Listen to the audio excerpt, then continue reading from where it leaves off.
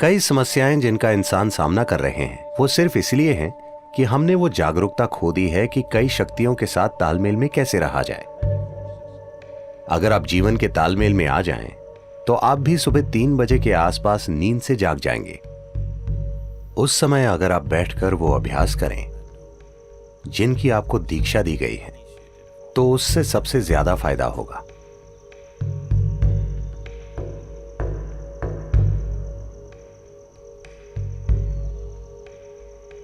जिस तरह से धरती घूम रही है और जो भी हो रहा है, उस वजह से एक बहुत बुनियादी बदलाव आता है सुबह 3:20 से सुबह 3:40 के बीच।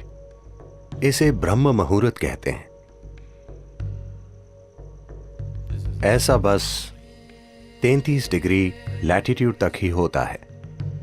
आपका सिस्टम, मनुष्य का सिस्टम एक विशेष तरीके से व्यवहार करता है।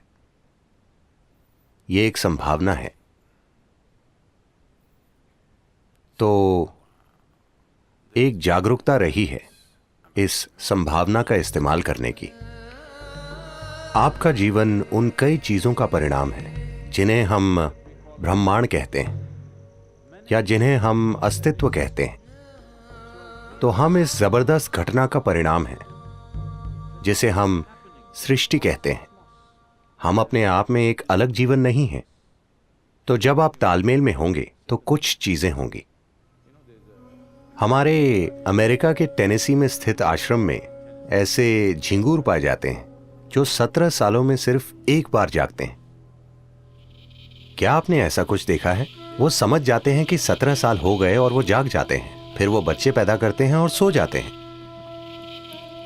वो समझ जाते हैं कि 17 साल हो गए, वो भी बिना किसी अलार्म बेल के। तो ये कैसे होता है? मैं कह रहा हूं कि वो प्रकृति के साथ तालमेल में है। हमने प्रकृति के साथ तालमेल खो दिया है और हमें लगता है कि यही हमारी प्रकृति है।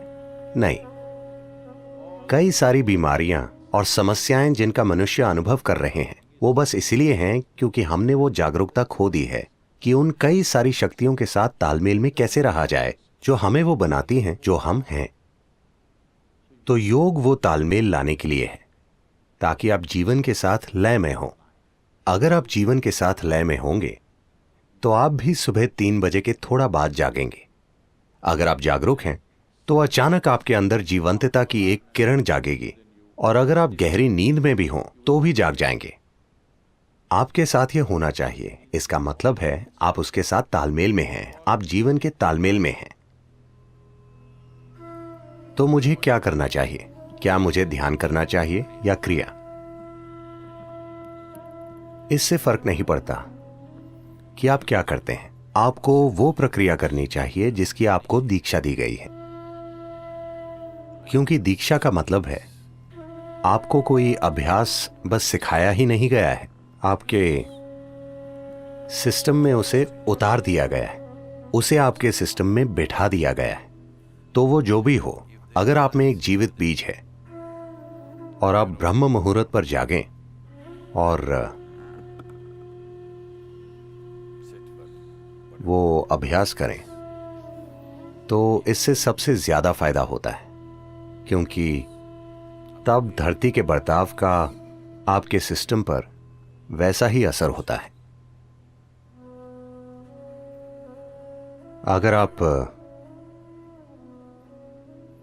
एक विशेष तरह से जागरूक हो जाएं, आपके अंदर एक खास स्तर की जागरूकता आ जाए, तो आप बस जान जाएंगे You will simply know when the time is. कि वो समय कब है। अगर आप सही समय पर सोने जाएंगे तो आपको घड़ी देखने की जरूरत नहीं होगी। आप हमेशा जान जाएंगे कि 3:40 बजे हैं, क्योंकि फिर शरीर एक अलग तरह से बर्ताव करता है।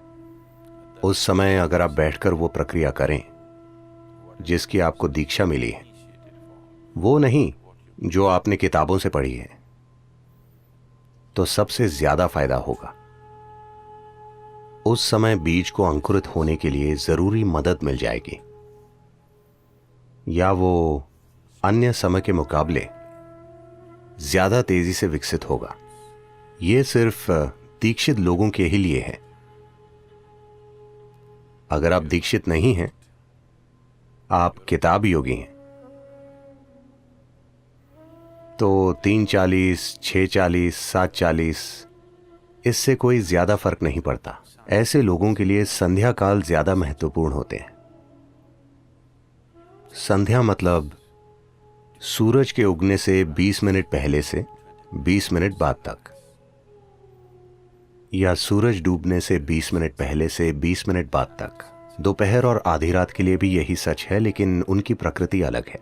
तो ये 2 संध्याएं उनके लिए बेहतर हैं जो दीक्षित नहीं हैं। 3:40 उनके लिए अच्छा है जिन्हें शक्तिशाली दीक्षा मिली है।